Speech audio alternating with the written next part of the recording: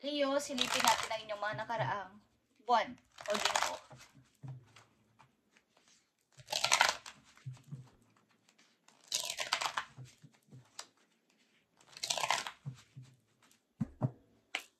Leo, I need 4 messages para dito. Nakaraan yung mga buwan o linggo. Pag-ibig man to o sa inyong sitwasyon. Tingnan natin, guys. Nandito ang Knight of Swords. Yeah, I'm ready. I'm ready. Handa na ako. Uy. Handa na ako dito sa aking plano. Okay, guys? Knight of Swords and Six of Swords. Handa na akong magparaya o palayain ng isang person o ang isang sitwasyon to move on. Wow. Lilisan o aalis. Leo, tingnan natin ang inyong mga nakaraang buwan o linggo. First message sa inyo, yeah, nakita nyo ang The Empress. Handa na ako talaga sa aking pagbabago. Nakita nyo ba kung gaano kakaganda, Virgo o kapogi? Is punong-puno ka ng, kung ito ay mga pagbabago na ganap sa buhay mo. Pag-grow, guys. Ito ay, ang tao na to, ang energy na to ay love niya ang mga bata, hayop o ang nature. Talagang siya ay ito ay mas mataas pa sa mga queen. Okay, ang The Empress. Pag-grow ng tuloy-tuloy sa buhay is yung mga Leo na nandito sa mga nakaraan nyo tong buwan o maaring taon is marami nang nabago sa inyong buhay. Nakita nyo ba ang 8 of Swords? Okay?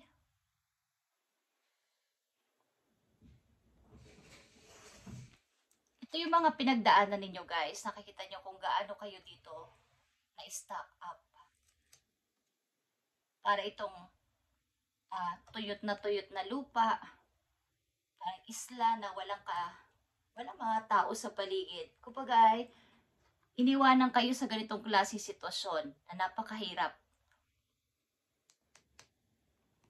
Tinuruan kayo na huwag kayo makapagdesisyon, makagalaw o makagawa ng anumang bagay na totoo. Tiniringan kayo sa mata para wala kayong, tinuruan kayong maging wala kang magagawa, Leo, kung hindi kami nandiyan sa tabi mo. Okay? Parang ganyan. At mga nang-iwang mga tao, iniwan ka sa kawalan. Kita mo to kung gaano sila umalis o siya umalis. Iniwan ka sa kawalan. Okay? At maaaring may mga natira man sa iyo pero kulang. Kulang sa pagpapasimula o kulang yung gusto mong gawing pagsisimula sa buhay. Parang gusto mo ng pag-i-start ulit pero kulang yung money mo. Kulang-kulang at wala kang magawa pa. But, sad to say, ikaw ito as the Queen of the Empress. Malaki ang pinagbago sa mga Leo na nandito sa reading. Okay, tingnan natin na inyong kasalukuyan, guys.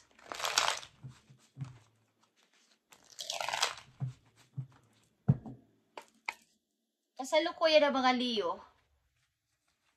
Lalaki man kayo, babae, guys. Kasalukuyan yung sitwasyon. Ito ay para sa lahat ng Leo, okay? Para to sa mga Leo. At nandito ang 2 of Pentacles, guys. Ang partner ng The Empress, The Emperor, guys. Okay, ito din ay King of the Kings. Okay, siya ay mas mataas pa sa mga kings. Katulad ng The Empress, mas mataas sa mga queen. Okay? So, andito na yung pagbuo mo sa sarili mong empire. Leo, as the Emperor, ikaw na yung nagkokontrol sa sarili mo. Hindi ka na nila kaya pang kontrolin o manipulahin. Tingnan natin ang inyong kasalukuyan, Leo. Kasalukuyan nyo, meron kayong happy family na masasabi. Kasama mo maybe ang mga anak mo o masaya kayo, yung family circle ba? Yung may magulang, may mga yung anak, okay. Masaya kayo sa buhay pamilya. Hindi lang ito sa buhay mag-asawa.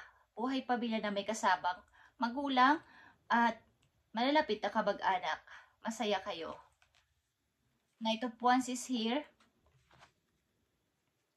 And the Knight of Pentacles uli nandito, but reverse na. Okay. And the Two of Cups. Leo. Leo. Ito ay pamilya. Maaring may tatay, may nanay, may magulang na kasama, o may mga anak din na kasama. But maaring hindi na to buo. Masaya to, but hindi na to naging buo. But may tao sa'yo dito na gustong nagpapalano na mag-alay sa'yo ng bagong pag-asa, but may konting takot. Plano-plano niya, pero nauudot-udlot. Gusto ko ulit makita, Leo. Gusto kang kausapin. Kasi kayo nga ay happy family. Okay? Kaya lang ay maybe kayo ay nagkaroon ng paglalayo. Gusto nyo ulit na magkita o mag-usap o magkaroon ng kapayapaan sa inyong dalawa. At nandito ang image o ang lion image, guys. Strong bonding ito, guys. Okay? Soul connected ito. Ng dalawang person na nagmahalan. Maaring may isang taong nagpaplano na ikaw ay puntahan at alokin ang kung anumang bagay, pero nauudot-udlot. Maaring sa loob ng pamilya, ikaw ay breadwinner. Ikaw yung tumatayong provider o nagbibigay ng mga suporta. Pera man to, emotional support is ikaw ay napakalakas as a Leo. Okay? Tingnan natin, Leo. Pagamat ang ilan sa inyo ay ngayon ay nag-iisa sa buhay, is okay naman kayo sa pamumuhay ninyo, guys. Nandito ang The Empress. Okay, Leo. Tingnan natin itong inyong sitwasyon. May gusto sa inyo mag-alay ng peace offering. Galing sa nakaraan. Okay, strength is here ang inyong energy, Leo. At nandito din ang Queen of Wands, ang inyong energy, guys. Talagang sinusubukan ninyo na lahat ay maayos ang pag-handle nyo ng any situation na dumarating sa inyong buhay. Hindi kayo nagpapabaya, lalo na sa inyong physical. Okay, at sa inyong posisyon as a Queen of Wands is andyan pa din. Kahit kayo ay may kaunting kalungkutan, is tuloy-tuloy ang laban nyo sa buhay. Tingnan natin, guys. Knight of Wands is here, guys. Okay. Plano sa mga, about ito sa inyong passion. Okay? Mga plano mo is nandito. Yung mga plano mong gawin is nandyan. Mahilig din kayo maybe sa outdoor, yung paglabas-labas, paglakad-lakad. Okay? Pagpunta sa mga puntok, sa mga sports, mahilig kayo doon. Okay. At nandito ang Five of Cups. May mga pagsisisi man sa inyong kasalukuyan. Andito man yung mga pagsisisi, maring panghinayang. But tuloy-tuloy. Tumiting kayo pa unahan. Hindi kayo bumabalik sa nakaraan. Nakita nyo ang Ace of Cups. Pagiging isang positibong tao sa kasalukuyan ninyo. At Four of Pentacles. About sa inyong passion, sa inyong pagpo-forward, at sa inyong bagong emosyon, at about sa inyong money is, pinagpapatuloy ninyo itong mabalanse ng maayos sa kasalukuyan. Leo, hindi man lumalaki ng malaking inyong ipon is andyan yung pagsisikap. At masayang inyong kalooban. Nakakatawa kayo ng maayos. Ng totoong tawa. Okay, Leo. But, behind the scene, may tao dito nagpaplano na ikaw ay kausapin at magkaroon kayo ulit ng parang partnership. Ito man ay magkaibigan na lang, pero gusto niyang tao na to na ikaw ay parang ibalik yung dati na parang feeling family pa din. Okay? Naging asawa mo siguro to o naging kasama mo sa bahay. Leo, tingnan natin ang message pa para sa iyo, para sa inyong career at finances. Sa mga Leo. Life purpose, Leo. Andito ang life purpose. What is meant for you will stay. As long as you keep pushing forward. Okay.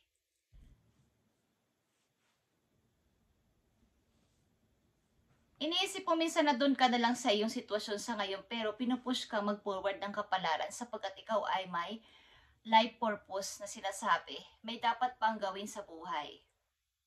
When you ask for what you need, things will align to make your vision real. Kapag hiningi mo kay God o kay universe na, ito yung gusto ko, Lord. Ito yung gusto ko mangyari, Lord. Ito yung gusto ko mangyari, universe. Is, yung iyong parang imagination lang dati ay magiging realidad. Okay? Kasi ipapakita sa iyo ni God ang ito yung talagang dapat mong ginagawa, Leo. Okay? New ideas and inspiration will guide you to your divine calling. Ito ay divine calling na sinasabi. Galing ito sa heaven na ikaw ay kino-calling. Calling. Okay? Kaya andito ang The Empress, guys.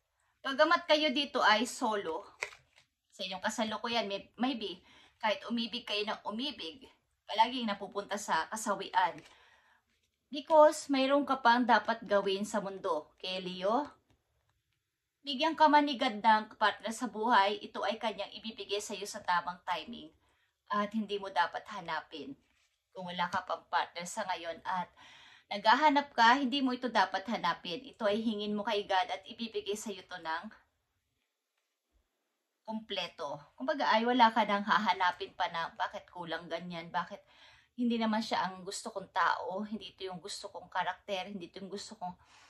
Kumbaga wala ka nang mahihiling sapagkat bigay ni God yun.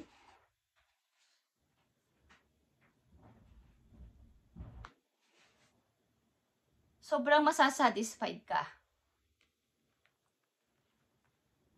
Ibibigay niya yun sa tamang panahon sapagkat ikaw ay may dapat pang gawin sa iyong buhay, Leo. Bukod dito, may tao sa nakaraan na kailangan siguro ng forgiveness. Pagpapatawad sa isa't isa. Hindi lang siya, pati ikaw. Pagbibigayan, okay? Pag-clear na galing sa nakaraan na napatawad na kita ng buong puso. Yung pag-uusap talaga ng face-to-face, hindi yung sa text, hindi yung sa isip nyo lang na pinatawad ko na siya, pero hindi naman kayo nag-uusap ng personal. Ang makapagpapalinaw kasi sa puso ng isang taong nagkaroon kayo ng hidwaan sa nakaraan ay yung pag-uusap ng personal at pagyayakapan din. Yun guys. Kahit walang salita, pag niyakap mo isang tao at tinapik mo sa balikat at sinabihan mo ng sorry, magkakaroon ng kaliwanagan. Makiklear na yung puso ng bawat isa sa inyo at tuloy-tuloy na sa paglalakbay papunta sa unahan. Wala nang paglingon, wala nang pagsisisi, wala nang mga kalituhan, wala nang lungkot. Yun guys. Okay, ito ay divine calling sa inyo, Leo, na dapat ninyong malaman. Kaya kahit na ang ilan sa inyo na nandito sa reading, kahit na kayo ay magkaroon pa ng mga relasyon, ay nauuwi lang din sa wala. At nabibigo o nasasaktan, iniiwan o nang iiwan is hindi yun ang tao na bigay ni Lord sa inyo. Kaya huwag kayong malungkot. Bukod pa doon, may dapat pa kayo unahin. Okay, July 7, 2025, Leo. Para sa iyo ang message na to. Para sa mga Leo, andito ang trust. This is a reminder that even if you feel that others do not understand you or get what you're doing, it is not excuse to curl up and hide. Sure, you may need a little bit of space right now, Leo, but the world needs your gifts. You are more than worthy. Okay. Ikaw ay kailangan ng mundo. Kailangan ka ng mga tao sa paligid mo. Kaya nga, andito ang divine calling para sa'yo. So, hindi ka man naiintindihan ng mga taong inyong nai-encounter sa inyong mga sinasalita at kayo ay maprinsipyo sa buhay is wag mo na silang intindihin pa sapagkat ito yung mission mo sa mundo. Ipakita mo yung iyong, nakita mo to.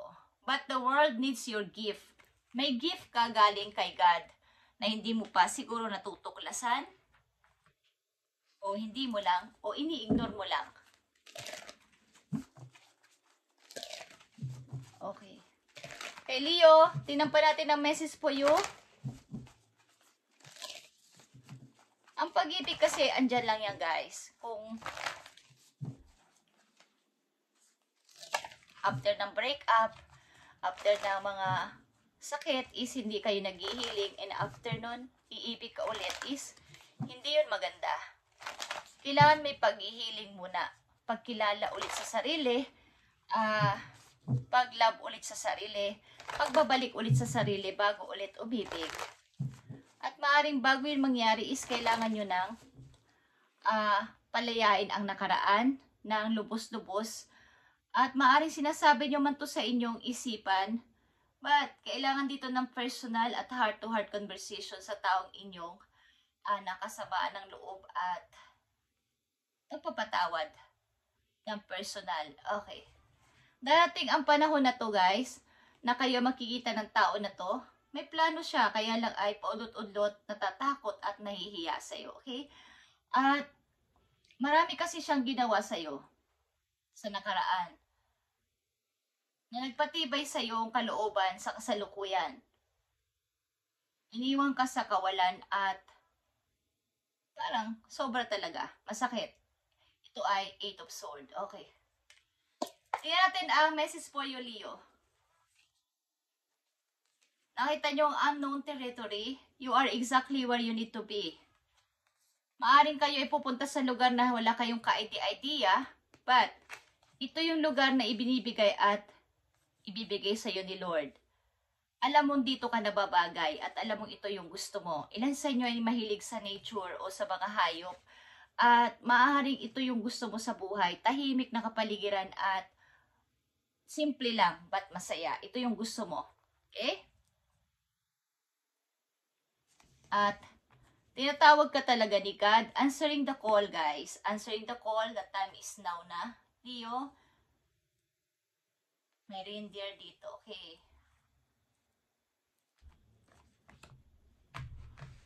Hinihintay ka ng mundo sapagkat ikaw ay may misyon na dapat mong gawin, Leo, sa mga taong iyong mamimit.